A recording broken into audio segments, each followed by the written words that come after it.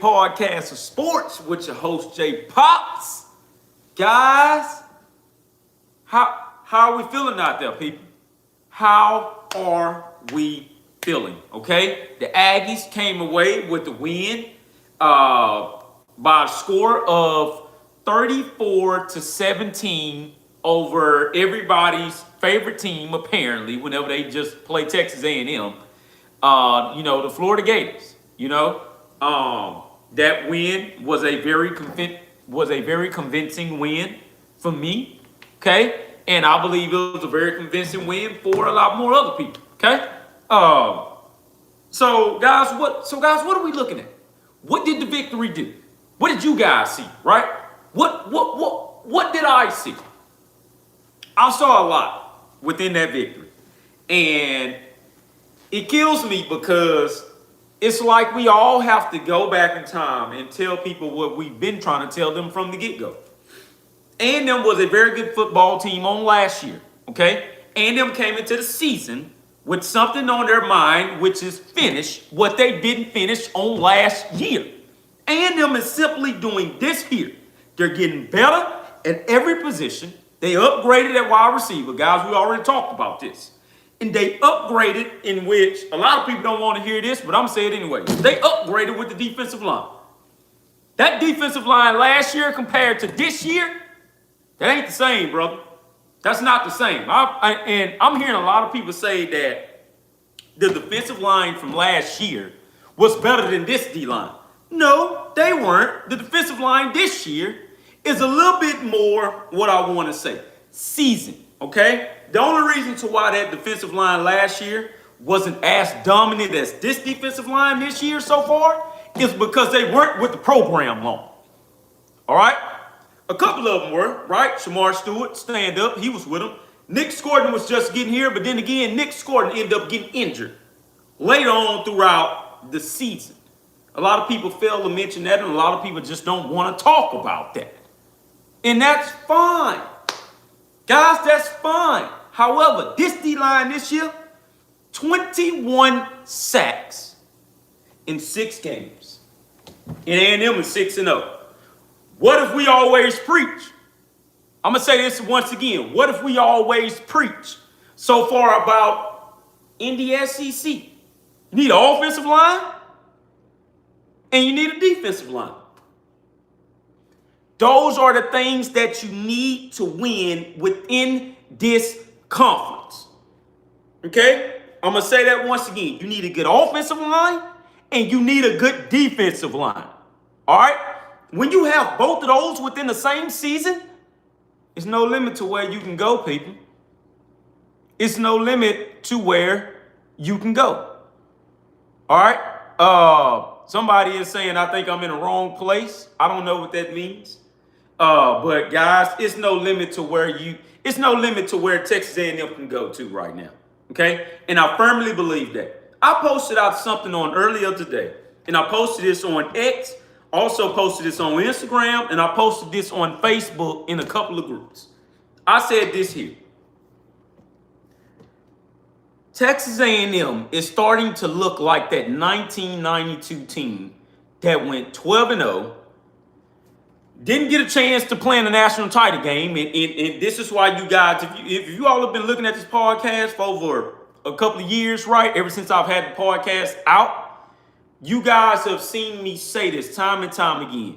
A&M supposed to have been had some national titles by now. I felt like R.C. Slocum should have at least had 2.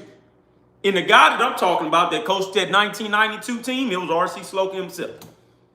They kept A&M out of the national title picture for whatever reason. I don't know. Hey, you guys come and tell me. I have no clue why they kept them out that picture. But they kept them out the picture of the national title in 1992.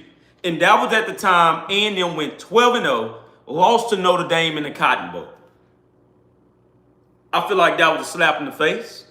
Also feel like they done it because it was Texas A&M. I guarantee you if it was Texas or Oklahoma or Nebraska, they would have sure enough had them in there. And in 1992, I'm not sure who won the national title that year. It may have been Nebraska or somebody else for that matter. But to have A&M out of it and say, no, y'all aren't good enough, and to have them play Notre Dame is just totally blasphemy to me. Okay? So this is what I said. I said, could A&M be looking at a 1992 type of season in 2025? Could A&M go on a 12-0 run? Could they do that? I think we're now starting to look at that, okay? This is their first time being 6-0 since 2016, all right? This is their first time in a long time of having this kind of record, period, since 2020, okay? Guys, let's see where we can go with this. On last year, A&M was 7-1, going into South Carolina, in which they got bulldozed, right? They got embarrassed. I keep on saying this here as well. A&M hadn't forgotten any of that. Those same players that's playing at 6-0 right now, most of those players were here on last year. They hadn't forgotten anything. The same coaches that was on this coaching staff last year, they're the same coaches now. They hadn't forgotten anything. Shout out to Tony Moffitt, by the way, our strength and conditioning coach. LSU, thank you. He was with that program for over a decade, probably for over 15 years. But I know for sure over a decade. Mike Elko reached out to him, or I think it was the other way around, and he came on over. I want everybody to give Tony Moffitt a standing ovation for getting this team strength and conditioning together, in which over years and years, this A&M team continuously got hurt. And by God, by up to this point, they're 6-0, right? Somebody is telling Mike Elko, or Mike Elko is telling himself, Le'Veon, you look a little banged up. Guess what? I got like 3 or 4 other backs behind you. You good, son. We don't want to ruin you. Okay? We need you to be available all season. Not just for a couple of games. We need you to be available all season. So this is what we're going to do to you, Le'Veon. And I hope he's okay. And in which, in my opinion, as of today, he is okay. I don't think he's going to miss no games, right? They done the right thing. This is my thing, right? I stand up. I applaud Tony Moffitt. I applaud Mike Elko for at least having the guts to say, hey, man, just settle on down. Okay? Once again, just settle on down. Okay? 2 thumbs down for an edit. I don't know what that means. I don't understand what you're talking about. 2 thumbs down for an edit. I'm not sure what that means. Maybe he's saying he don't like the video. I don't know. You know, you guys tell me. But anyways, guys, I don't want to go off topic, right? So what I'm saying is this here. This running back unit, and like I said before, all of the coaches came back. Strength and conditioning coach, I don't think he's going nowhere as long as Mike Elko is here. Everybody is getting better. Shout out to Sean Spencer for getting that defensive line together. I don't think a lot of people mention him. Sean Spencer is the one that's going out and getting these guys. Yeah, Mike Elko is doing it too because he's the head coach. Okay? But I don't think nobody is giving Sean Spencer his credit. He was a guy that Mike Elko went and got from Florida. He went and got him. I'm going to say that once again. He was on the Florida staff and he went and got him. Okay? Now he's with us now. He's in Aggieland. He brought Scooby Williams with him. Okay? And, I mean, hey, guys, that's just what it is. All right? A lot of people are giving A&M credit now, but they were the same people that wasn't giving A&M no credit all damn season. So I'll be totally honest with you. I don't want to hear that credit nonsense. No, just continuously say that A&M really ain't all that good. Why? Because A&M still isn't going to get the respect that they deserve until they reach 9 wins. And as of right now, I can see A&M being a 9-0 football team, leading all the way up to the Sanford.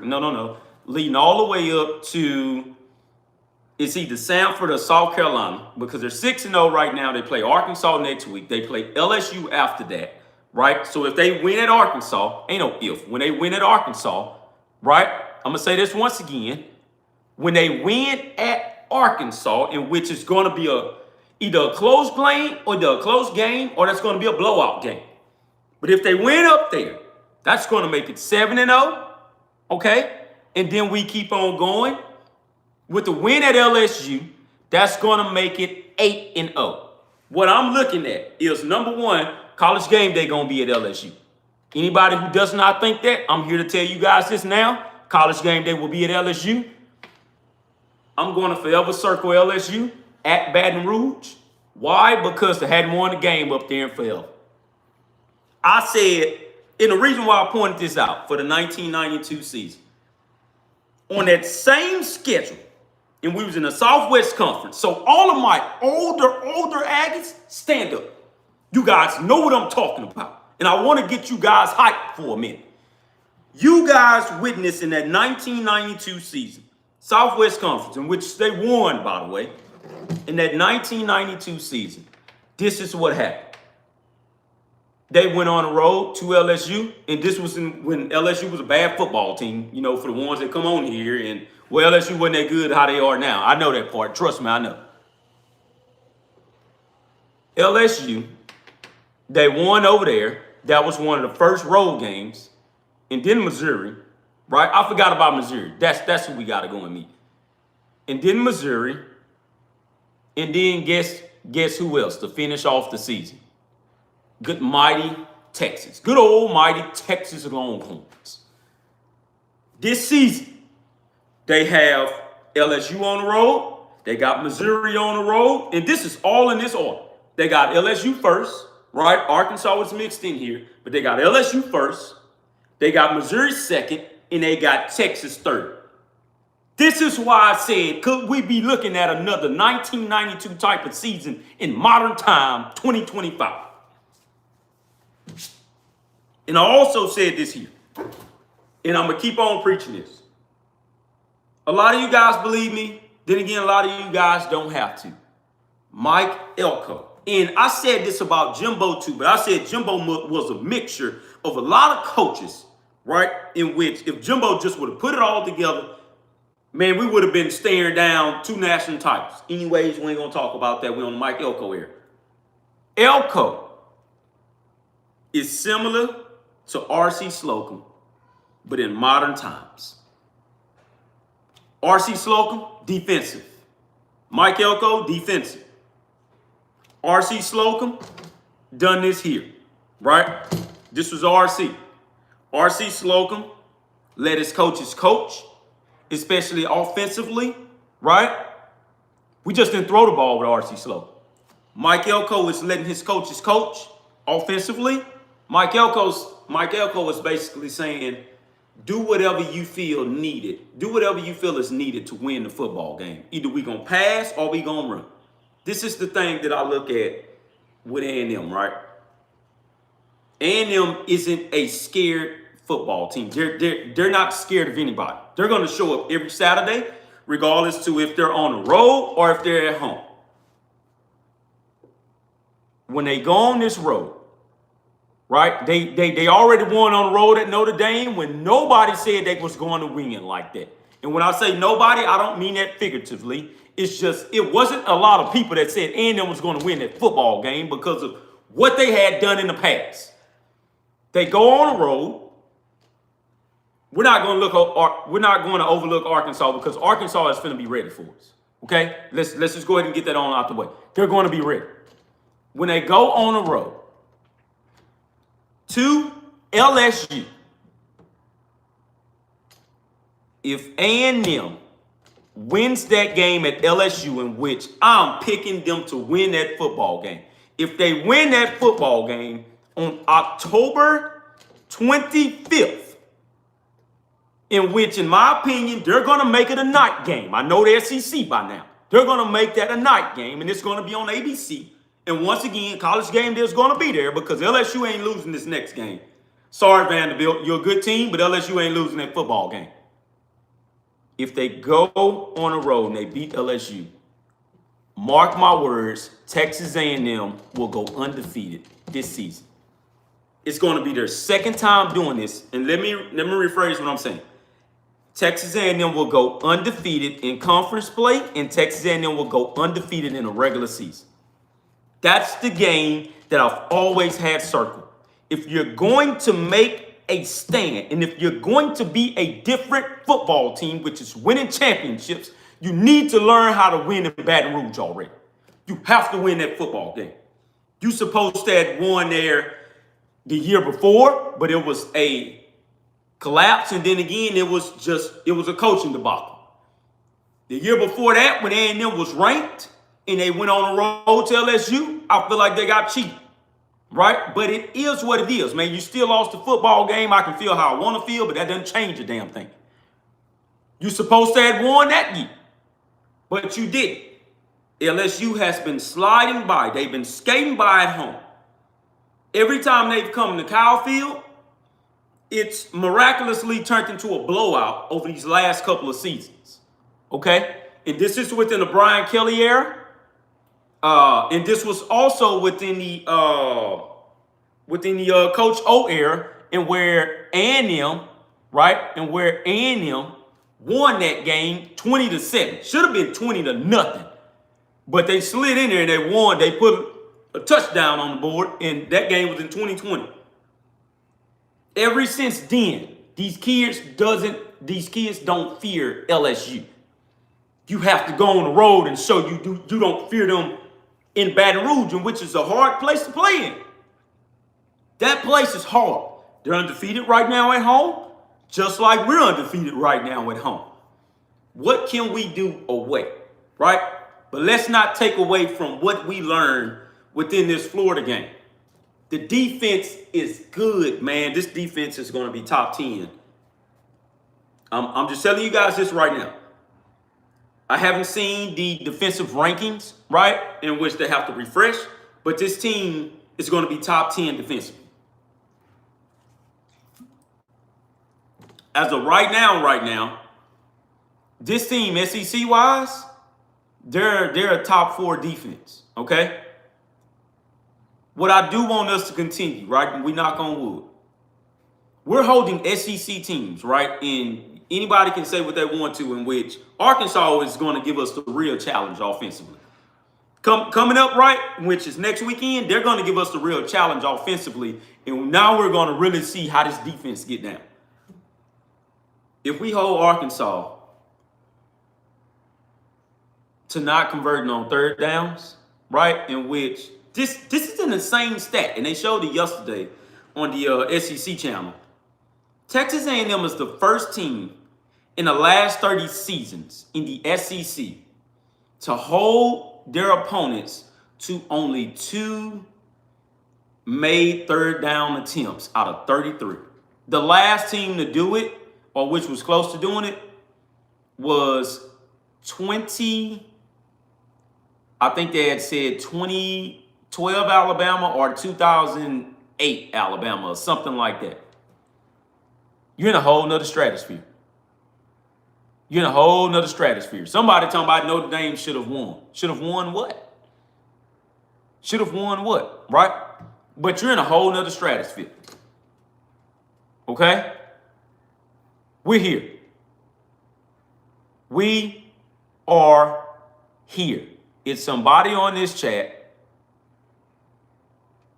that's going to piss me off because they just spelled Nigger down my comments, which makes no sense. But YouTube, if you guys see this, man, ban this dude. Okay? But anyways, guys, we're going to keep on going here. We're going to keep on going. So, what does Texas A&M need to continuously work on and continuously improve on? Hell, I'll be the first one to say it, and I won't be the last. Marcel Reed, right, just needs to continue to throw the ball deep until he connects on all of them. And I'm going to say this once again. Marcel Reed needs to keep on throwing the football deep until he connects on all of them. And it's going to come a game in which it may be this Arkansas game and where Marcel Reed's going to throw the football. I'm going to say this once again. Marcel Reed going to throw this football. and this against one of the worst pass defenses in all of college football, he's going to connect on at least 5 of these, okay? Don't be overwhelmed nor be shocked if you see A&M go down there and put up a blowout just like Notre Dame did. I'm just saying, I believe that's going to happen.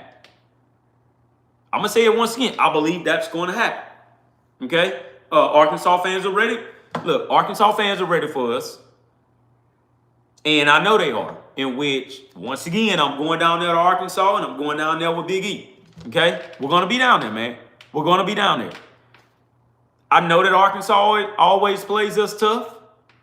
But I do feel like this is a different type of A&M team in which I don't think anybody's seen coming. Then again, I think a small amount of people seen it coming.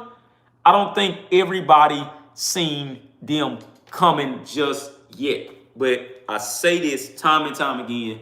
Last year, and I sound like a broken record, and a lot of you guys are annoyed at me saying this. They were one win away. They were one win away from being in the SEC championship game. They were. Okay?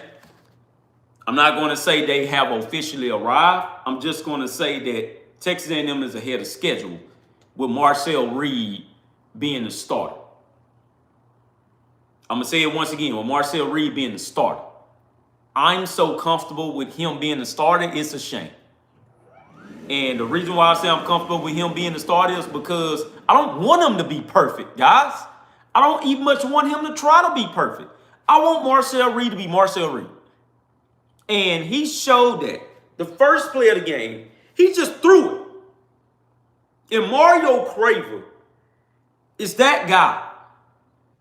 I'm sorry, man. Mario Craver is that guy. KC Concepcion, he's that guy.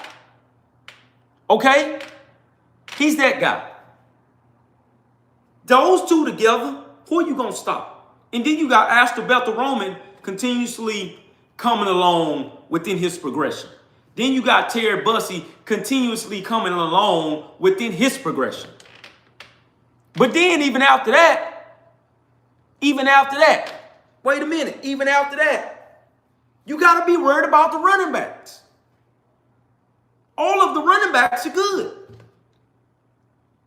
Jamarian Morrow, freshman, running back, caught the pass for a touchdown. This first touchdown of the season. Look at what they're doing to these teams.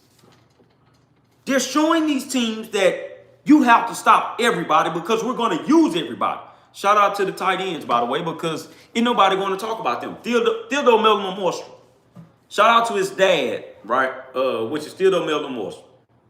Sweden, stand up. Okay? That guy is good. All right? Also, what I like to see yesterday was Amari Niblack is now starting to get more involved. Because what they're doing is, and this is Texas A&M, what they're doing is showing people that we're still going to pass the football, but we don't have to go deep with the football every time. I got tight ends that can catch it. I got running backs that can catch it. You know, and quite honestly, that's about all you need. You already know who my two main wide receivers are. I don't need to really tell you about them. Now let me tell you about who my tight ends are, who my running backs are, because not only can the running backs run, but they can also catch. Not only can the tight ends block, but they can also catch. This is what makes NFL products. I'm going to say it again. This is what makes NFL products on the field. This is what they're doing. For years, we heard about A&M is a underachieving program because now they've seen Texas come up off the map and they're no longer underachieving program. This is what you guys are saying. But now we have a coach that's just bringing his team up. He's lifting them up. I still remember when this guy said, right? And I don't know if you guys heard him or not, but Mike Elko said this here.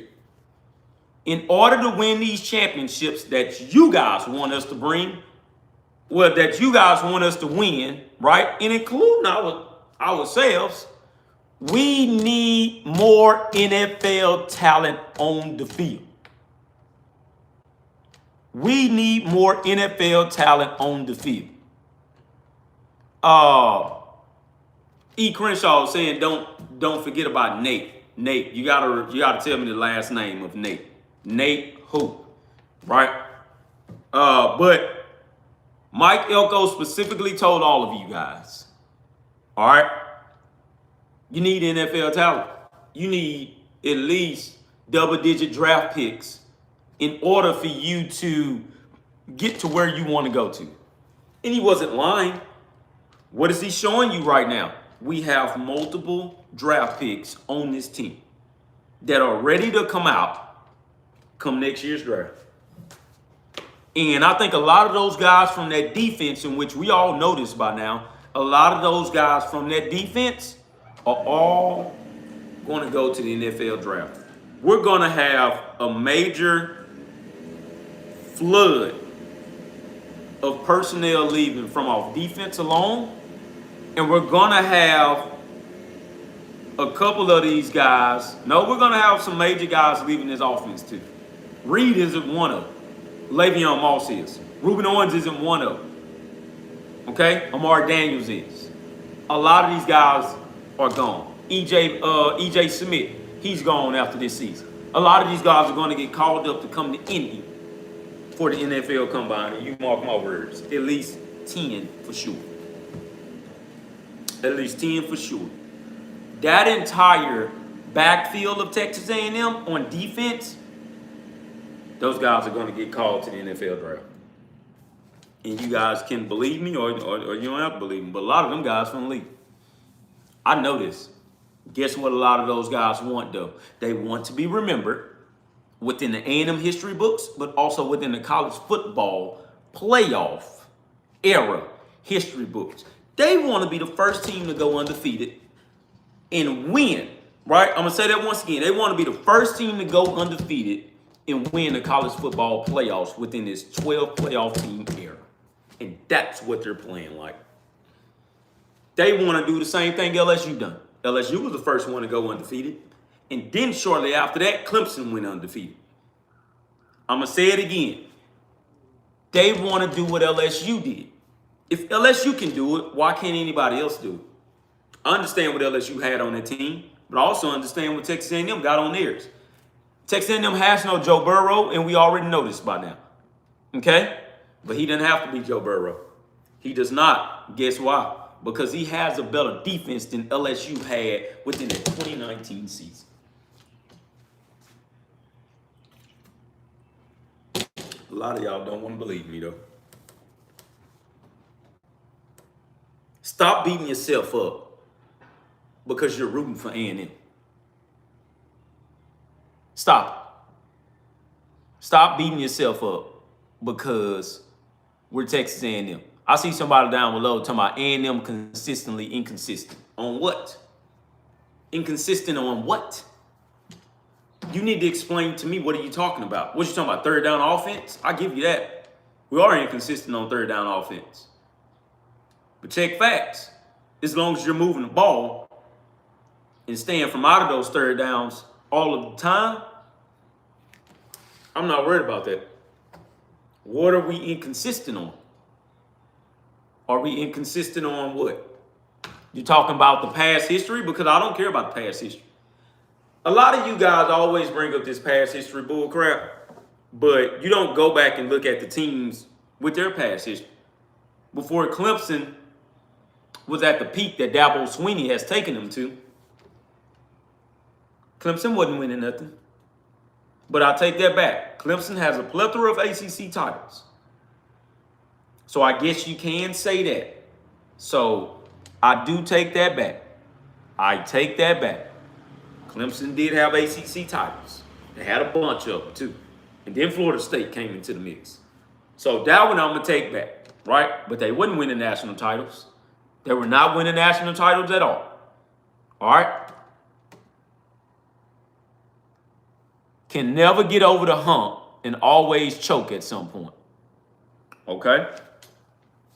So I guess you wasn't here in the podcast when I said this here. Number one, yeah, they do need to get over the hump. For you to say never got over the hump is crazy to me. That means you don't know A&M history. You don't know A&M history at all, okay? Because what I said was in 1992, that team had went undefeated.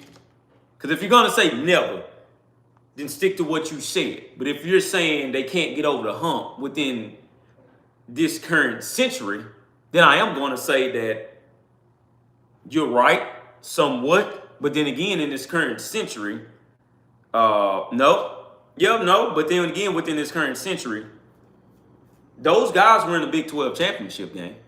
Okay? They didn't win it, but they were in it in the 2000s, if I'm not mistaken. Yeah, they didn't get over the hump with Johnny. I know this part. And a lot of us still feel like, you know, we do at least owe Johnny and those two football teams what's going on right now. You know, so excuse me on that. So yeah, you know, we're getting back to it. All these things, look, man, we already know this about A&M already. But anyway, you're gonna say never got over the hump.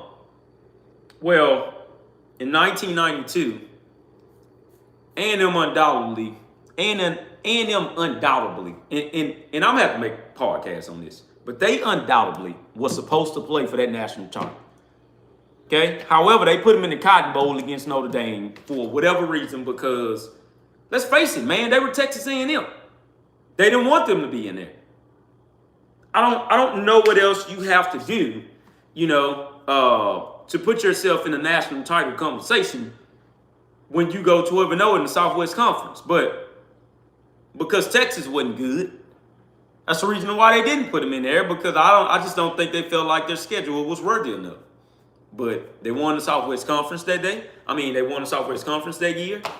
And like I say, they got treated to a Cotton Bowl matchup. And, you know, yeah, they lost to Notre Dame. Okay? However, they can't get over the hump. Once again, you said they never can get over the hump. Well, didn't A&M just go out to Notre Dame early in the season? Right? Touchdown Jesus here. Didn't they win at Notre Dame? And wasn't everybody saying that they weren't going to win that game? They won. If I'm not mistaken, they won. But you come on here, hey, man, you tell me, did they get over the hump right there? Or are you just looking at a national championship hump? Or are you looking at a conference title hump? Because they were supposed to choke against Notre Dame. They were supposed to choke, the next following few weeks against Auburn. You know, because everybody, ain't no everybody. A lot of people said that Auburn was going to win. They were supposed to choke against Mississippi State because a couple of people just said that, checking the history, A&M may just lose this game. So they were supposed to lose that one. And then a couple of people had picked Florida to upset them. So they were supposed to lose this one. Now, going into Arkansas, this is the tricky. A lot of people just ain't even much going to pick Arkansas, and I already know this. Why? Because, they working with a, interim head coach. I already know how this is going. I know where this is going to go. But somebody's going to pick Arkansas to beat A&M, right? But then when they beat Arkansas, it's going to turn into, they ain't going to lose. They're not going to win in Baton Rouge. In which is the only game that you can actually pick to say that may just be the game where they lose at. Then again, a lot of people are picking Mizzou to beat A&M too.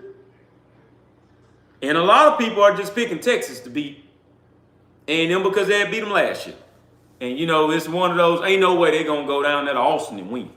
Well, the last time I checked, the away team has won the last several meetings. So Texas won last year at Kyle Field. What makes you think that A&M can't go down there and win at their home field? The last time I checked,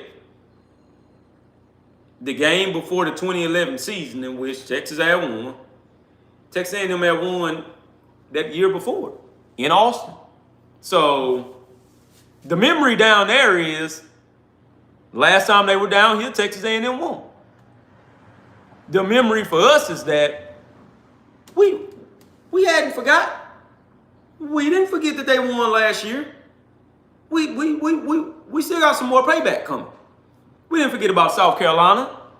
We didn't forget about LSU with their first half that they took us through, in which they whooped us that first half on last year at Kyle Field, and we came back and won. But we ain't forgot that. We have not forgotten. Missouri, we know that we whooped your ass on last year. But we didn't forget that because we didn't get a chance to finish what we had started.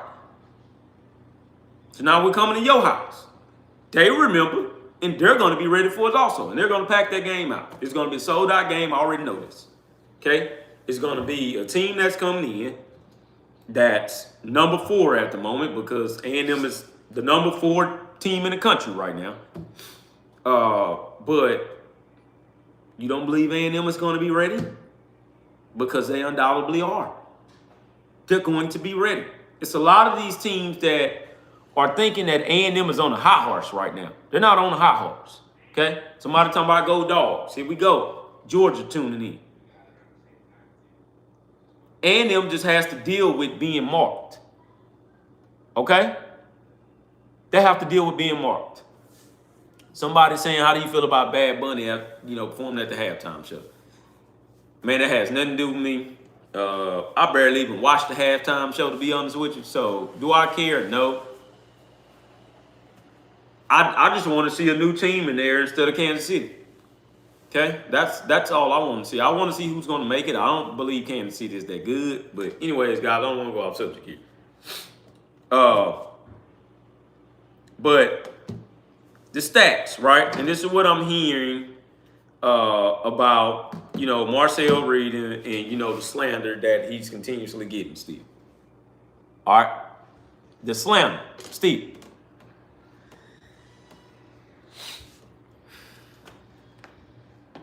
He's inefficient. He's still within his 50 to 60% completion. I mean, as of right now, I think he's completing 60% of his passes, and which is way better than what I think anybody pretty much had it really expected. Like I always say, I don't expect the young man to be perfect because he's still learning and he's still growing. But you can grow within the season. Eventually, he's going to connect on these deep balls, and it's better for him to start connecting on it later on down the season than to do it early in the season and then later on everybody asking why isn't he completing the deep throws no more? No. You keep progressing throughout the season. You get better and better and better each game. Okay? So that's Marcel Reed. Like I say, Concepcion, as of right now, man, let me check something here. If I'm not mistaken, I believe Mario Craver may just still be leading all wide receivers in yards in the SEC. And let's see if I'm right here.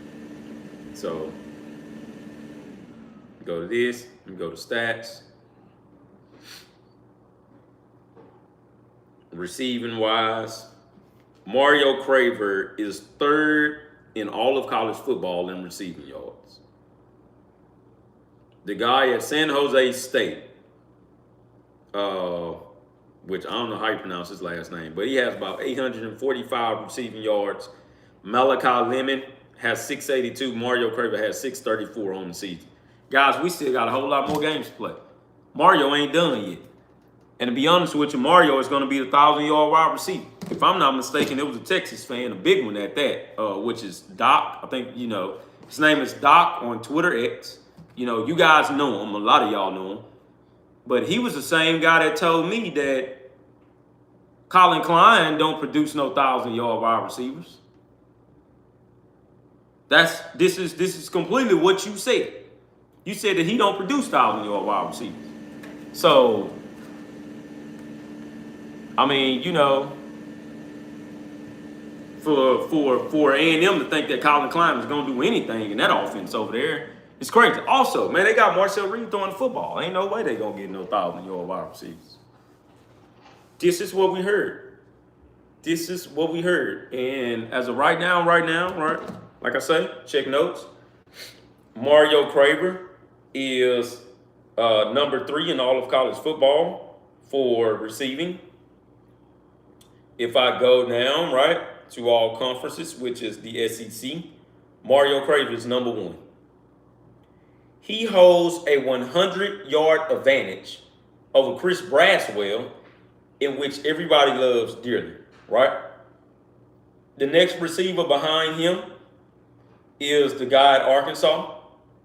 And then after that, number 4 is Casey Concepcion. So I don't know, man. Y'all talk to me on that shit.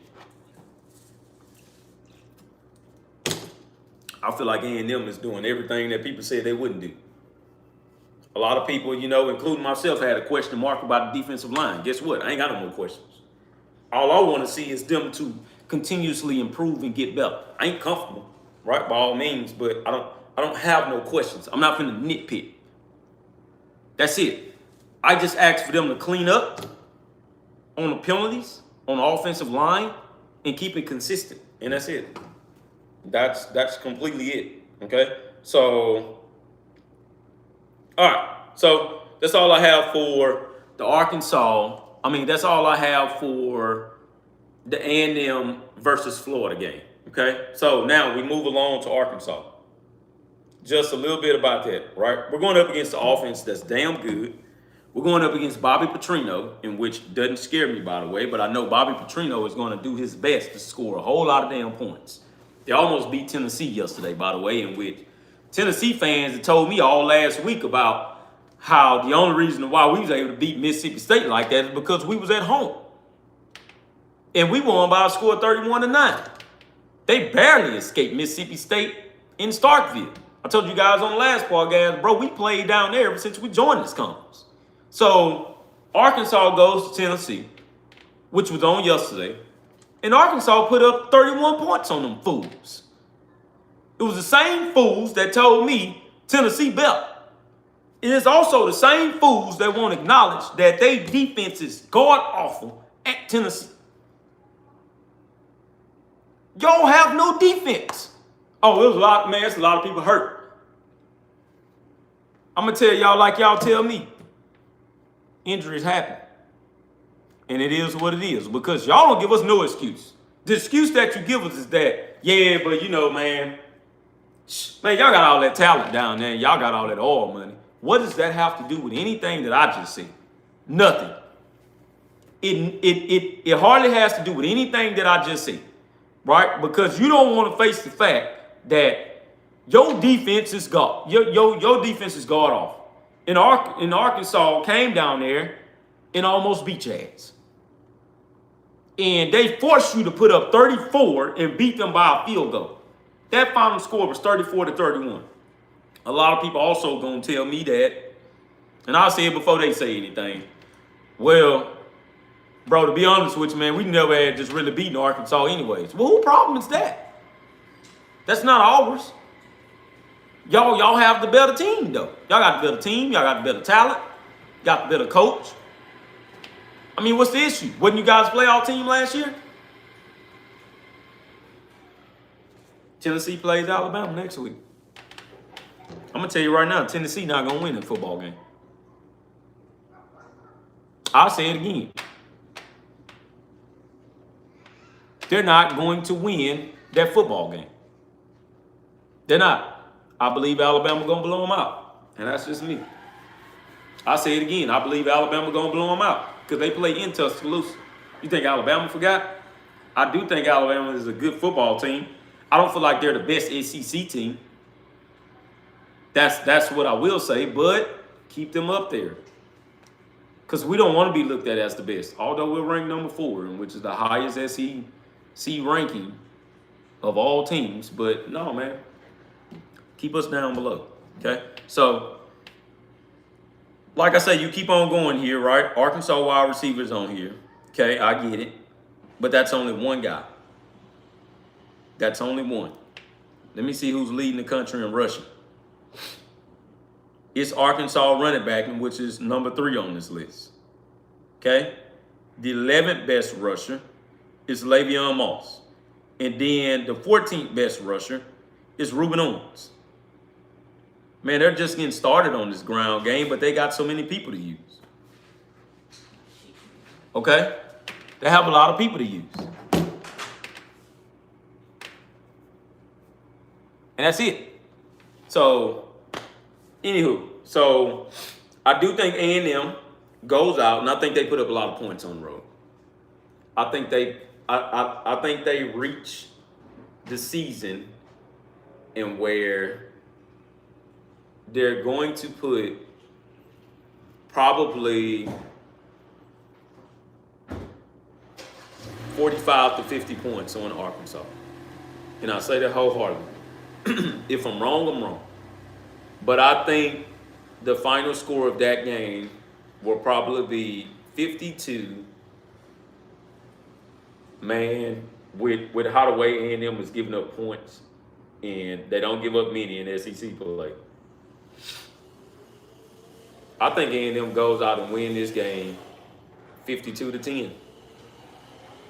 I honestly do. I think A&M goes out and win this game 52-10. And it's only because that Arkansas defense is god awful, man. They are not good at all. Okay?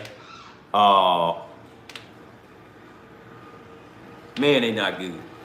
I'm seeing somebody in here that say I think it's going to be Ohio State versus Bama for the championship game, with Bama taking the win, in my opinion. To be honest, I don't see Alabama in the championship game, nor do I see Ohio State in the national championship game. The teams that I see are going to be some teams that nobody ever thought of, any of that. I believe we witnessed two teams that hasn't played in the national championship. One that ain't played in there since a long time, right? And this is just if they continuously keep going. And they're going to have to knock some people out the way. I see Texas A&M, right? And this is not me being a homer, but with the coaching staff that's right now, in which Big E reminded me of this. He said that, man, Elko is witnessing something like Georgia with Kirby Smart. And in that second year, right? That second year, Kirby Smart went to the playoffs, and then he went to the national title game. First year was rough for Kirby. Second year, he just came from out the blue. But I think a lot of people felt what he was trying to do already, and he got there before actual time for him to get there. I feel the same way about Mike Elko. And Kirby has the resources, just like A&M has the resources, to have a number 1 through 5 type of class. Okay? And that's just me, right? And that's credit to Big E for bringing that to my attention. And I also had felt this way, which was dating back to last year. And like I said, Elko was 1 win away from getting to this SEC title game. All right? And he just couldn't do it because he had to get the players on the same page. All right? So this here, right? Like I say, I think we're headed in the direction of where we've seen Georgia and Kirby Smart go to. Okay? I really, really do. I think we're headed in that same path of direction. The problem was that A&M has always played in the SEC West. We don't have that no more. We just got a straight round rock, right? Just like the Big 12, just a straight round rock. So Georgia got the benefit of being in the East. They had a massive benefit of being in the East, and that's the reason to why they could get to the SEC title game, play for that, probably win it, and then go on to the playoffs, and then get on to the national title. A&M has never had that because they played in the West. The West was just undoubtedly hard, man. You had Alabama to get through. You had LSU you got to get through. Ole Miss was coming along. Mississippi State could beat you before you know it. Arkansas, right? Well, Arkansas was Arkansas. We was always dominating them. But Auburn, they could sneak up on you. It was just a plethora of teams where A&M just had to, but it's not like that anymore. Okay? Now A&M just has to get through the regular schedule, SEC championship game, and then a 12-team playoff, and potentially a bye. Okay? So I have Texas A&M, and a lot of people are going to shoot me in the foot for this one. But I'm going to say this is going to be out of these two, man, either or. And I can honestly and definitely see this happen. It's going to be Texas A&M versus either. Man, and this is out of these 4 teams. It's going to be the Texas A&M versus Alabama, or Texas A&M versus Georgia, or Ohio State, or Oregon, or Miami. And I can honestly see Texas A&M versus Miami in the national title game. I think that's who you're going to get in the national title picture. Because I do think these two teams are going to be undefeated when they meet each other. I do think these two teams have what it takes to go undefeated, period. This is going to be a hell of a college football season. Once again, I see either Alabama or Ohio State. Who else did I say? Did I say Oregon? I think I said Oregon. Georgia or Miami. I do think Miami has what it takes to get to the national title game. If not the national title game, just like A&M, I think they both have what it takes to get to the college football playoffs. I don't think Miami is a fluke. I believe that with Carson Beck's experience, he's more of a difference maker, a voice type of person now. And he's able to come in the room and tell those guys, including the coach, which is Mario Cristobal, hey, man, this is what we need to work on. This defense needs to be ready to play ball. And as of right now, you're seeing Miami defense just straight up play ball. That's what Miami is doing. That's a different Miami team. I know Mario Cristobal is Mario Cristobal, people. I get this part.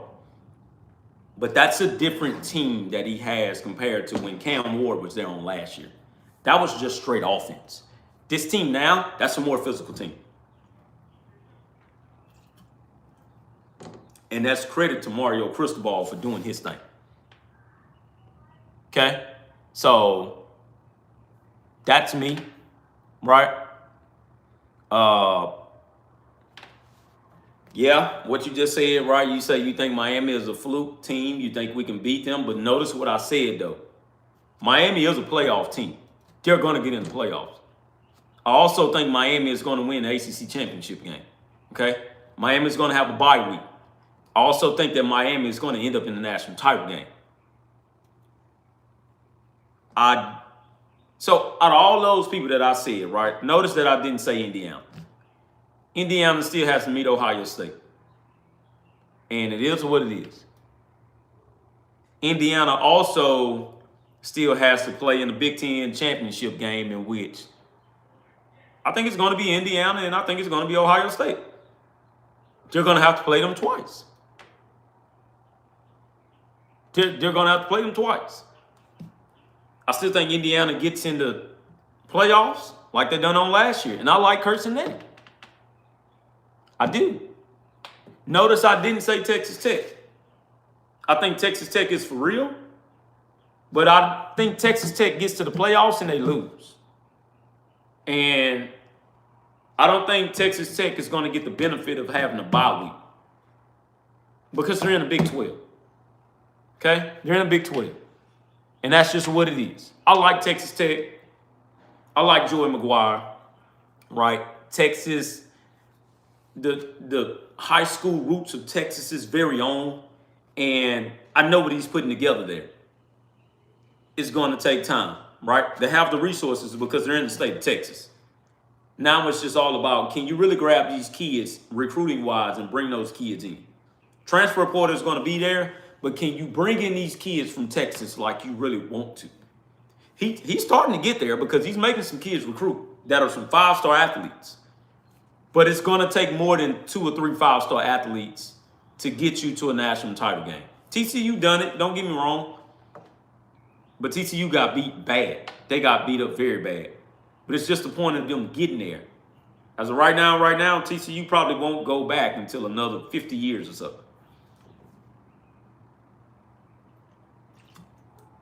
So, no, I think Texas Tech gets to the playoffs. I just think they lose. But for them to even get there, do you not know how big that is for that school? If A&M gets there, do you not know how big that is for that school? With Texas getting there, that was huge. And that's what ultimately pushed them into getting the #1 class. Man, that's huge. They had back-to-back 12-win seasons. For any damn program, that's huge. Miami is trying to do the same. So it's huge, man. It's huge. Yes, I do think we get a couple of those Penn State recruits. I think y'all are gonna. Well, we're not gonna get that running back because the running back already pretty much said where he wants to go. He already named schools. I think we're gonna get some of their defensive linemen. I do. I've heard somebody say, Mike Elko should be in the running for the Penn State head coaching job. I get it. He's from New Jersey, blah, blah, blah. But I don't believe he's leaving. All right, I'm just throw that out there. But I do believe that we're going to get, I believe we're going to get probably 2 or 3 of those recruits that's down there. Okay? But I also believe that Mike Elko may just be finished with his class already for 2026. As you can see, these guys have moved along to 2027. They're treating recruiting like baseball. And where baseball recruiting, they already stacked their classes for the future and beyond. So what's ever done now, that been done like 1 or 2 years ago. I think Mike Elko is doing the same thing. So it's the reason why a lot of these kids are committing that say class of 27, class of 28, stuff like that. He's building for the long haul. So guys, that's it. Okay, I'm going to go ahead and get on about here. I love all of you guys. Thank you for tuning into the podcast once again. If you don't mind, please hit that like button. Please subscribe to the show.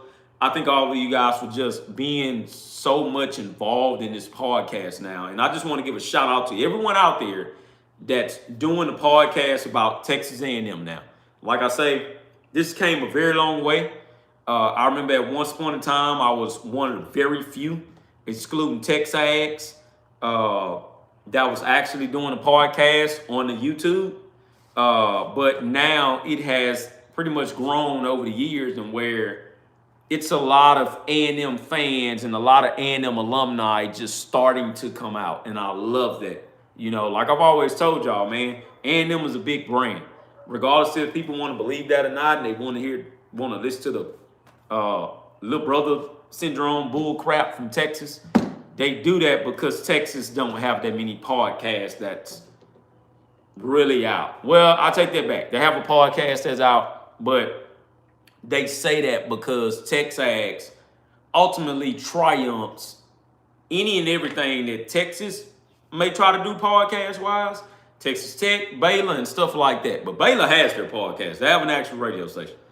I'm just not sure about the Longhorns, but I know Texags is the larger radio station for a college team in the state of Texas. Okay, that's just what they've grown over the years. Okay, and it is what it is, man. But shout out to everybody that's doing one now. Shout out to everybody that has pretty much came along, to the Texas A&M family. Gig 'em to all of you all.